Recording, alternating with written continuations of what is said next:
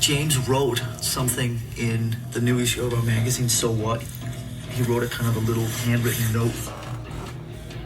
That note was probably the most heartfelt thing I'd ever seen come from his mind. Tomorrow is shaping up, or is gearing itself up to be, yes, the first to sit down with one James Hetfield post rehab.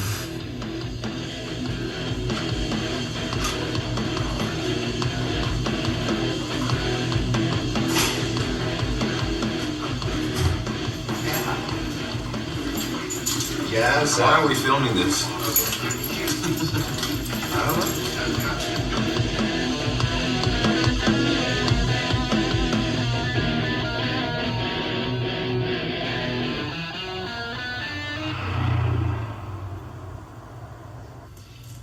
We're in very different places, or at least I am in a very different place than I was from the Presidio. That's a huge understatement. So we just have to find that if the movie will be as intense, to me there was a lot of intrusion, and I kind of went with it and I felt uncomfortable. I felt uncomfortable with it. A boom following me around, and it just felt like I was in the spotlight all the time, and I guess I don't really like that feeling. When we were in the Presidio filming you guys playing, did you feel it then too? Yeah, it was pretty much all the time. I mean, do you think you're in a better place now? I mean, we've got to find some place that makes you feel comfortable. And the last thing we want to do is have it impede on your music, because that's more important than anything. One answer may be maybe there shouldn't be a film. I mean, that's the range of possibilities that we should really think about, because, I mean, why do you guys want to film? Even you said you hope that the film is made. I mean, I think that's a big question, because for me it was really just, it came along with being in Metallica. Hey, we're gonna do this. Oh, okay. That's part of this, all of this, the bigness of Metallica, and I'm kind of tired of it. You might look at it as a friend. To me, it's been a beast, and it's sucked a lot of me into it. You were maybe the keeper of the beast at one point, because you were the champion of that entity. And of course, you got to just find the right balance between what everybody's personal needs are. But if Metallica collectively decides to do this, then I think Metallica can make it happen. I don't know, that scares me again. Metallica is 3 individuals, and 3 individuals have to decide if it's good to do. But I still think that the priority is the collective until all the people involved in the collective say that the priority is the individual. And so far, you're the only one that said the priority is the individual. I haven't said that. And he hasn't said that. I haven't heard him say that. So I feel that there's still an unbalance there. When we concluded last week's review, one of the biggest and top-selling rock bands of all time, Metallica, was on the verge of collapse. Long brewing interpersonal conflict leading to the departure of bassist Jason Newsted. Lead singer James Hetfield abruptly leaving for rehab during the recording process of the then untitled album left the remaining members of the group in flux. After nearly a year away, our introductory clip is the return of Hetfield. We start with this clip because even with his return, there is uncertainty with the band going forward. There are questions with the documentary continuing, let alone Metallica as a whole. Our next clip is the coming ahead of this dispute. When James decides to continue work on the new album, it is with the rule that he only works from noon to 4 p.m. One day, Lars decides to work after 4 p.m. with guitarist Kirk Hammett. This is found out, and what happens with the session with Counselor Phil Toll is years of frustration and issues between Hetfield and Ulrich that come out in one of the most explosive and talked about scenes in this film. I guess the part that gets me is, I don't know, I felt like it was an agreement. We're going to work from 12 to 4, and then we would not work. The 12 to 4 was a schedule that we came up, but it was based on you. It's based on us. I know, it's based I don't on... want it based on me. If it's based on me, I don't want it. What does that mean? It means we should all agree upon it and stick to that. That's all. Then why have an agreement? I mean, if it's a project that we're all working on collectively, and when I leave, work is done on it, that part bothers me. You know, is the only way of avoiding that is agreeing with you. And that's just, that's what I can't get my head around. If Rich also said there, of course, James, you throw the rule out, we all just blindly agree to it. Okay, 4:01, you're out the door, everybody's happy. But it's just not that simple. I gotta tell you, dude, it's pretty difficult to respect a 4 o'clock thing when you show up at 12:25 and he shows up at 12:35. It starts right there. Okay? And it's sort of, I don't know, it just becomes difficult, you know, when it's not a two-way thing. You know, you didn't apologize when you came in. You didn't say anything. You just came, showed up at 12:25. What'd you say? Hey, sorry I'm late. You know, That's so funny coming from you. You know, it really is. But thanks. huh? What do you mean? Never heard him say that once in 20 years. What? Sorry I'm late. For all the billions of times you were late. You guys have issues that you guys have a long list of issues that you guys need to go through.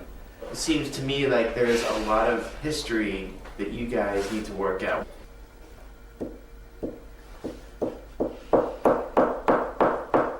You know, I almost feel like a science project right now.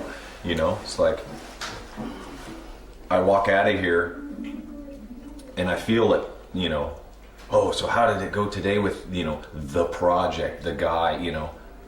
I don't like that. Who's saying that? I don't know. I'm assuming, and that's another thing that's not good to do. No one's saying that, but I don't know. I get that. I guess that's a fear of mine. And it's the same with him. He's got issues too. He's not vocal about them like you. He's got a lot he's got to get out. He's got to have your respect. That guy right there. He has to have your respect. Because everything you've gone through, this guy's gone through. And he's gone through too. And to a certain extent, me. I just think it's so absorbed and so selfish. And the things that I struggle with on that is this complete lack of not only respecting other points of view, sacrificing your own needs for other ways, but also a kind of a complete lack of caring about other points of view or caring about what I feel or anybody else in this room feels, or you know, all that type of stuff, and or just a lack of interest in how other people feel. It's not there. It just comes down to effort and what you know, what you're willing to do. Like put in that same effort, the same effort that you're putting into your sobriety and your family and your wife has to be put into Metallica. I'm more important than Metallica. Well, of course you are. And I'm tired of the other way around happening, that's all. Why does it have to be either or? Is that the only two options? Is it either Metallica is number one and then everything else is or I and my family number one and then everything else gets Is that the only two options that are left? Is it not possible that they can all coexist together in some way, that you and your family and Metallica all get what they all deserve? My family's more important to me than this, okay? But it doesn't mean I'm not ready to put in 8 12-hour days if that's what it takes right now. See, that's contradicting to me. Okay. Because when you sit here for 8 hours and don't go home, I think, well, he doesn't give about his family, you know, and that's none of my business. What? So I need to hear that stuff from you too.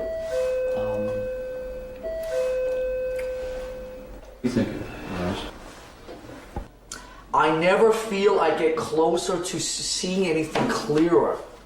And I don't know where this is going. Yeah. I just wish I had some clarity in my life. Right. Okay, it's been That's a year and a really- half that's of really- fog, so it doesn't seem like it's going anywhere. And when it doesn't More seem like talk. when it seems like it's not going anywhere, then what's it like to be you? It's frustrating. Like angry, like It's just frustrating. Okay, I don't know. Does it always have to have the It's just. long range? you know, I'd like to This is understand. what bugs me about this process: is that every single thought has second, every emotion. What were you feeling in that instant? I don't know. Right now, it okay. It's been a. Throughout this film, performance coach Phil Toll's influence cannot be understated. He opened doors for the band to be able to communicate with them and have them communicate with each other on different levels. All members of Metallica have stated since the film that if not for him, there would not be a Metallica currently.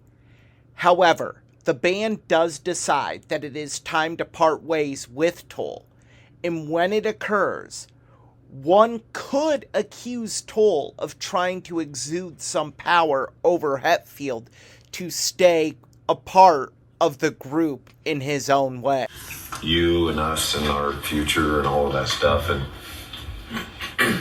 you know, when I heard that you guys were moving here and all of that, that brought up a lot of fear around, wow, what is Phil's perception of, you know, his, you know, longevity with Metallica? You know, that scared me a Well, I little bit. appreciate that. If it scares you and that's part of the issue going forward, then let me say we haven't decided we're moving here.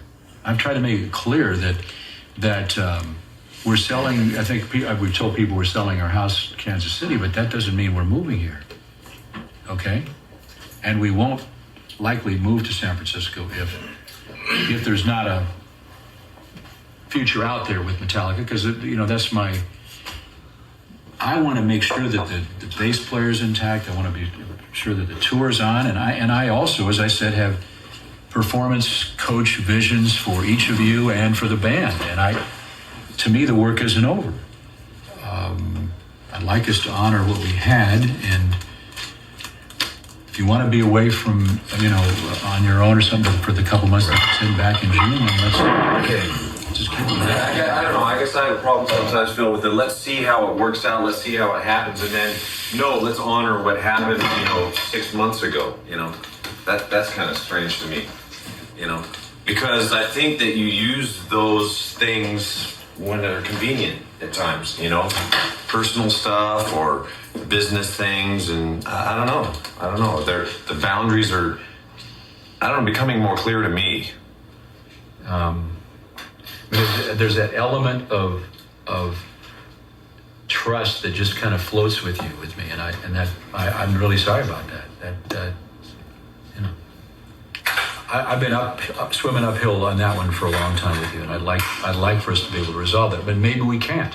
I gotta tell you that if the client, either James or us, says, then I really think that needs to be respected without, the old turn the knife thing in there. If the client says, time out for a while, time out. That is great, although with our process to honor what we have But on the then table, it should be put on the table, but left on the table, and should be able to walk away without what you're saying right now, which is now there are trust issues and stuff. I don't know how to separate out. In its simplest form, I think it's a conflict of interest that you tell him that he needs you around more if he wants to take a break. I'm not saying that. I see that as a conflict of interest. Look, I am saying you guys have made a decision. It's okay for me to say I'm not happy with that decision. The premise is you guys don't need me. And I'm good with that. Anyway, you're going, it's, anyway, let's jam. Great, I'll see you guys. I'm taking out. I'll see you next week. Have a good one. Thanks, man. After 2 years of fighting, breaks, and self-discovery, the 3 members of the group decide to add a new bassist. What follows is an audition process that included Twiggy Ramirez, formerly of A Perfect Circle and Marilyn Manson, Erich Avery of Jane's Addiction, and Pepper Keenan of Corrosion of Conformity, among many others. Who they decide on is Robert Trujillo, formerly of Suicidal Tendencies and Ozzy. Interestingly enough, Jason Newsted would end up replacing Trujillo in Ozzy for the Ozfest 2003 tour. In our final clip, the band decides on Trujillo and makes him a life-changing offer. Sort of 10% over their capabilities or something like that, and you don't feel that with this guy at all. It's like the last 3 songs, like Sanitarium, Nothing Else Matters, and what was those?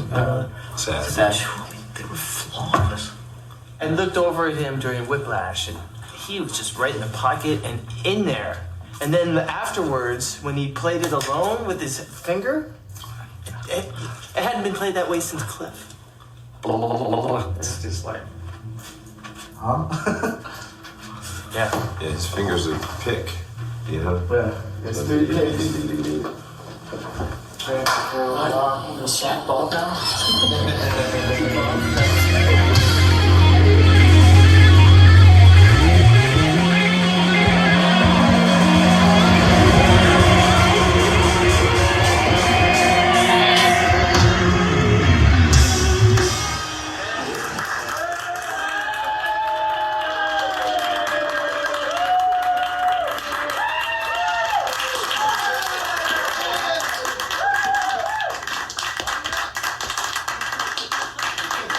Well, the second time he came back, I mean, that was for me when I noticed that you make us play better, man.